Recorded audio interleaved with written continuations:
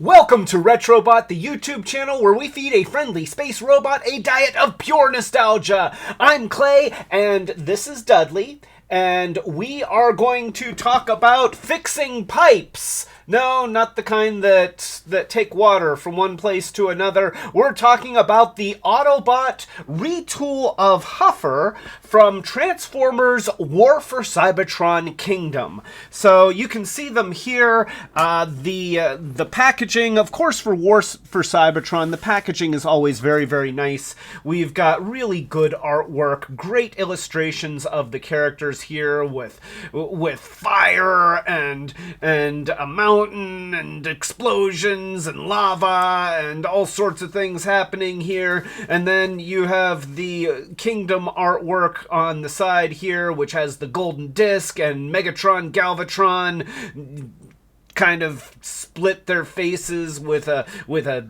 beam of light coming from the golden disc, and other characters doing stuff. And then we have Pipes in his robot mode and Pipes in his vehicle mode on the back, and Pipes is standing on some kind of portal or something that will probably, it's probably a gateway to a hell dimension or something like that.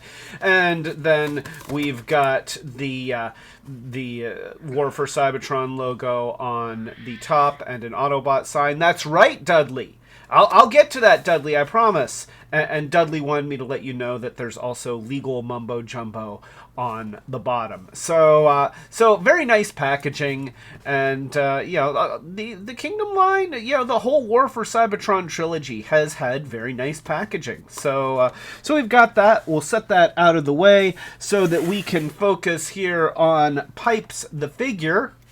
And Pipes is a nice figure, which is really not surprising. Pipes is a retool of Huffer, who was another shining star of the Kingdom line. He came out last year, and this is easily the best version of this character that Hasbro has ever produced.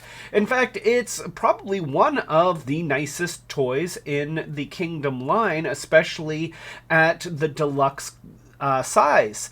Huffer was sort of a pleasant surprise because, he's a character that hasn't really gotten a lot of attention over the years, and so it was nice to see him done proper. And you can see that they are very, very similar, but different face, different chest, different weapons. So let's go ahead and let's take a look at Pipes and see what he brings to the table here. Of course, in robot mode, we have a fully articulated head. It swivels back and forth. There's a little bit of up and down movement, not a whole lot, but it is on a ball joint. We have a fully articulated shoulder joint, which moves up and down, forward and back. We've got a swivel at the bicep. We've got elbow movement. We've got wrist articulation in that it transforms by pivoting the fist this way, so you can tip the fist in and sort of simulate a wrist movement there. You've got waist rotation, a fully articulated hip joint with a swivel in the thigh, a knee joint that also functions in the transform, and a tilt at the ankle. So he's got a lot of points of articulation, which is sort of what we've come to expect from the Transformers War for Cybertron series. These toys have usually have very nice posability, and that's just sort of what they do now. So let's go ahead and show you the transform, and we'll show you some of the differences between this, or really the difference. The first most obvious difference is that he has different weapons. He has pipes because, his name is Pipes. So he has these guns and they look like pipes, and, his name is Pipes. Not to be confused with Stax, the Super Gobot, which had, pipes also. But nonetheless, also distinctively, the back end On Huffer, we have the cab facing up, and on Pipes, the cab faces down. And they did this by just adding a swivel joint right in here that allows you to flip the cab over. If you wanted him to look more like Huffer, for whatever reason, you could just flip it around and ignore that joint and do it like that, and it would function exactly the same as the original. So to transform him, you would, of course, you'd be starting out like that, or like that, or like that, or, you know, however you decide is your favorite way to have that on his back. But whatever the case, it would probably be facing that way. So you do want to pull it outwards. It is on this linkage piece that has two joints in it, and then you swivel it around so that the cab faces up. And then the next thing that you're going to do is you're going to tilt the body forward. And I always like to rotate the head so that when you look at the underside of the vehicle, you're not staring at robot face. So now we have to do something with the arms. The arms kind of get in the way while you're trying to transform him. So you're going to move the arms upwards like this. See, just have them go up like that, and then they're on these pieces which fold down. And I'm going to straighten the elbow here so that I can get the arms out of the way, but we're going to fold both of those down like this. And then you've got the wheels inside the body here, and you're just going to grasp them with your fingers and move them down this way. Now, I kind of always put a little bit of pressure on the wheels, because if you just grab the wheel and pull it, it has a tendency to come off the socket. And it snaps right back in, but it also makes me nervous. I'm always afraid that one of the times if they come dislodged, it's going to break the peg, because there's a lot of really little bits of plastic in there, and it seems like it could be a potential breaking point. I haven't had it break on me. I'm just throwing out the possibility to be careful. So at this point, we can close the chest just like that, and then you take the arms and you're going to do a couple things. You're going to rotate the forearms so that the wrists face inwards towards the body. And then you can even flip down the fist if you wanna. And I'm going to do the same thing on this side, rotating that arm and then flipping the fist inwards like this. And then you're kind of going to square things up. There's some little tabs in the hips. I don't know if you can see that here, but there's some little tabs, and there's little sockets inside that shoulder joint that allows you to just squeeze these and get them to align. So it's just going to go like that, just like that. And then you can, with the wrists tipped in, then you can also square these up.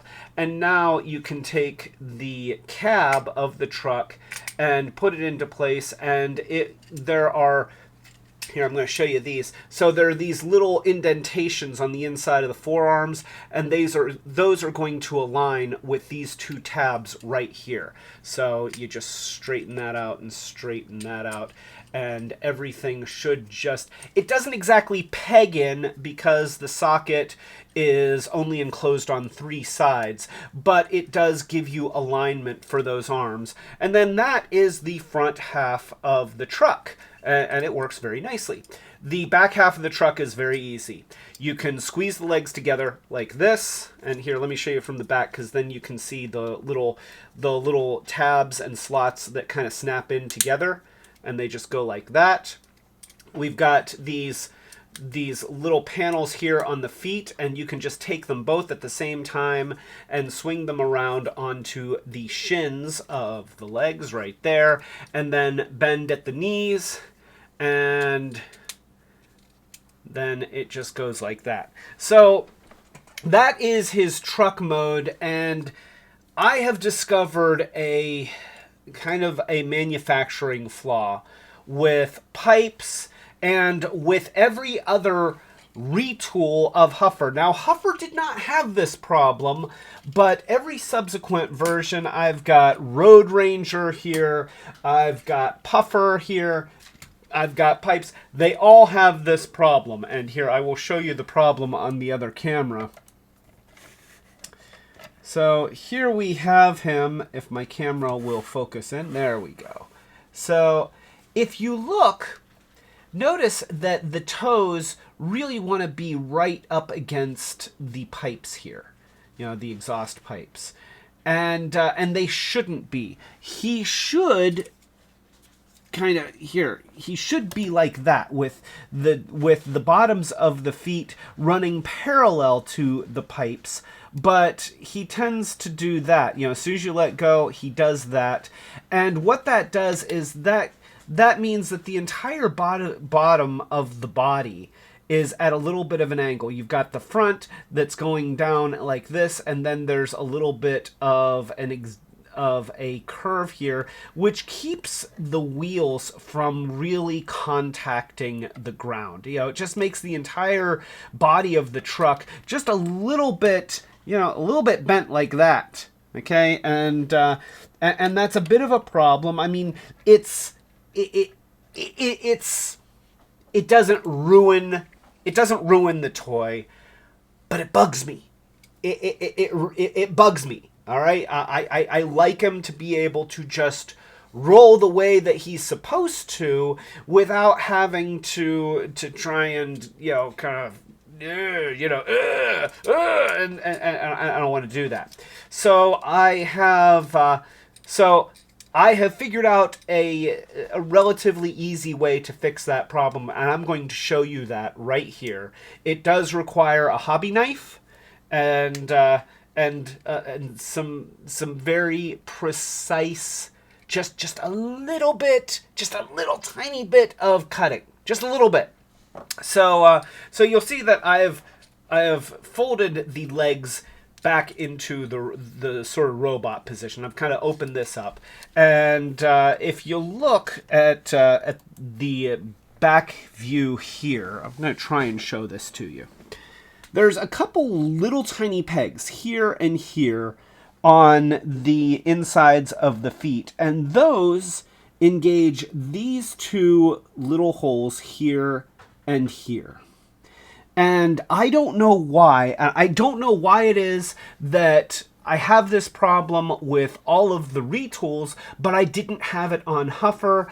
But for whatever reason, those things are causing things to align just a little bit too tightly on top and a little bit too loose on the bottom, creating that kind of, you know, it sort of shape.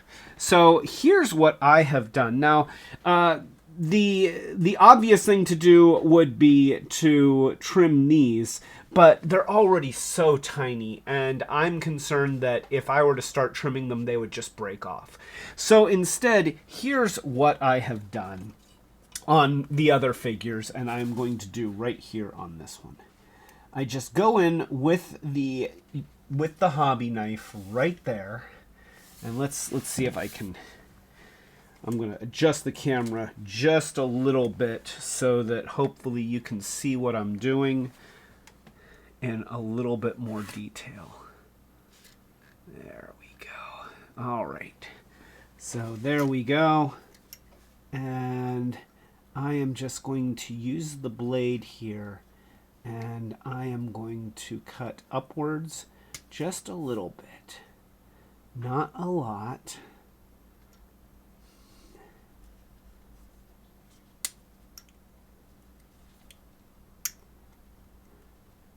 And notice that I'm just removing a little bit of material from at this orientation is the top edge of that little hole.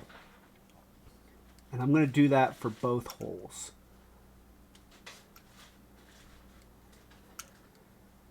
Now,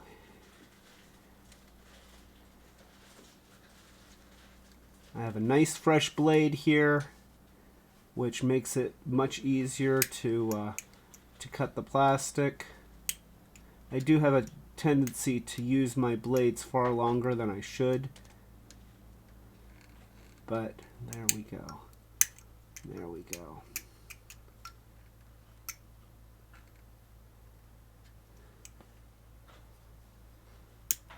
Now you see, I haven't taken a lot away, but you can see the difference between the one that I've cut and the one that I haven't.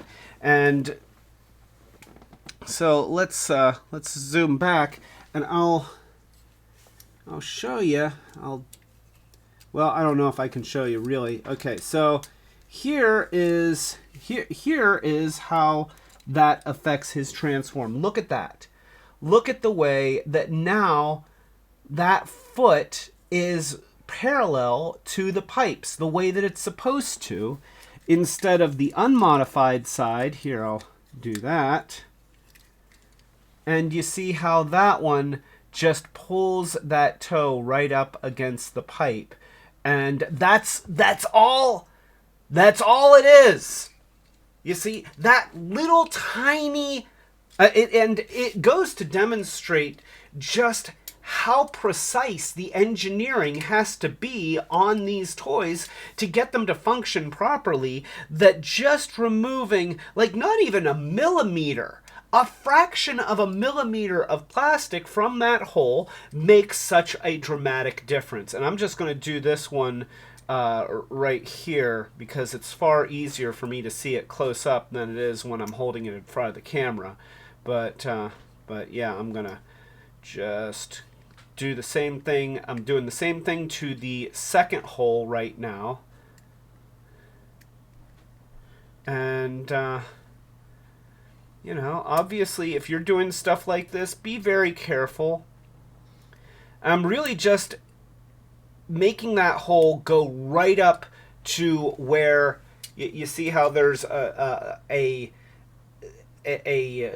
bend here in the surface. You know, it comes up, and then there's just this line here, and then it goes back towards the front. And I am just taking the hole right up to that line, just to be even with that line, instead of there being just a little bit of thickness between that fold and, you know, that edge and the beginning of the hole. And there we go. And there we go.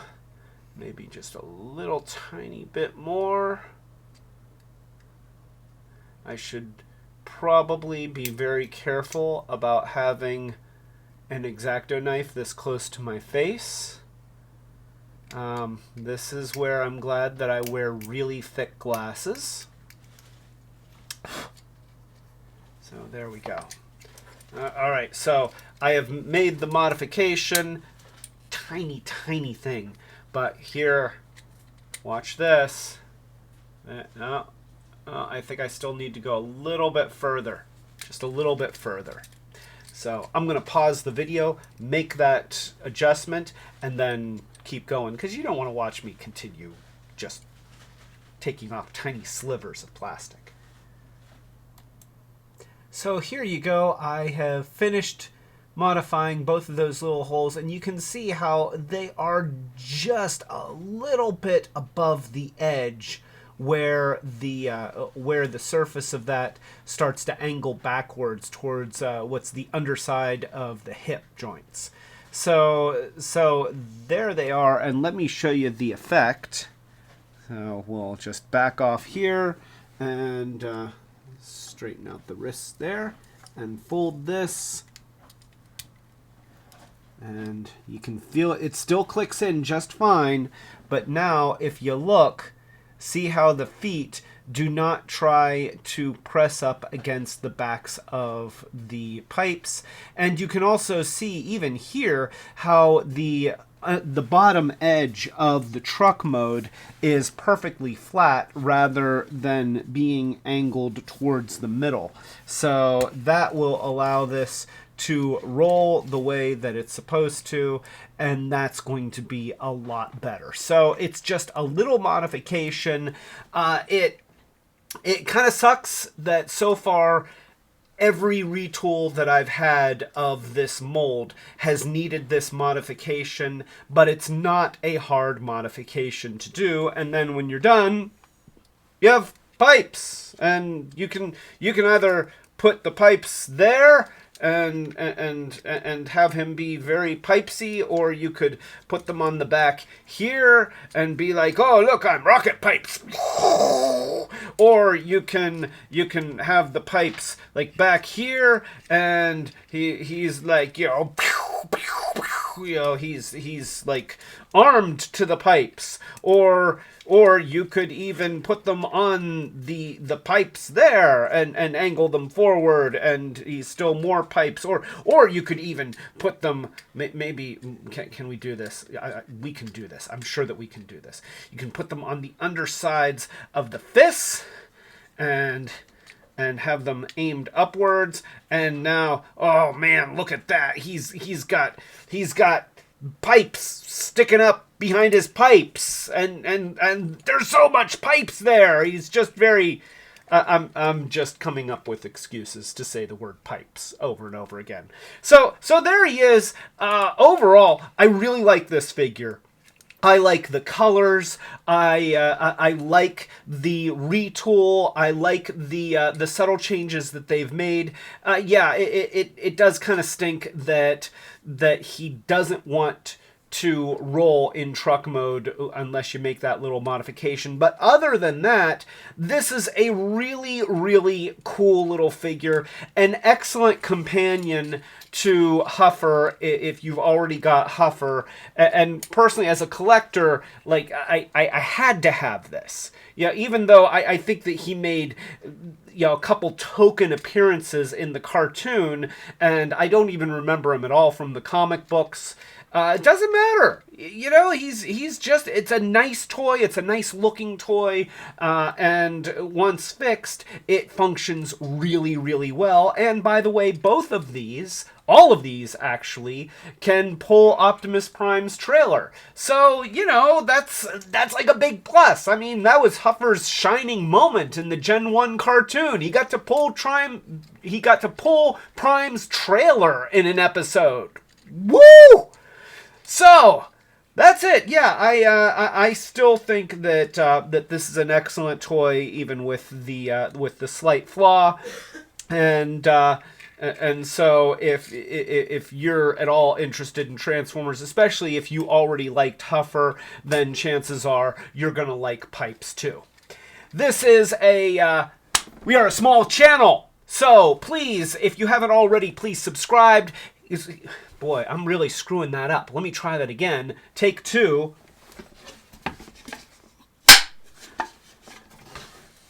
We are a small channel trying to get bigger. See, I screwed that up. Wait a minute. Here. Take three. We are a small channel trying to get bigger, so please, if you haven't already, hit the subscribe button, hit the notification bell so that you know when we're doing more of these Short Circuits videos or our live streams, which we do typically every Friday night at 8 o'clock Eastern United States time. So, with all that being said, this has been Pipes, and I am Clay, and I am telling you to keep it Retrobot!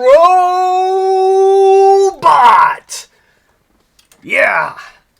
We got Pipes here! He's got pipes, and his pipes have pipes, and there are no gripes about his pipes. If you snipe his pipes, he might gripe. I don't know. I couldn't keep that going.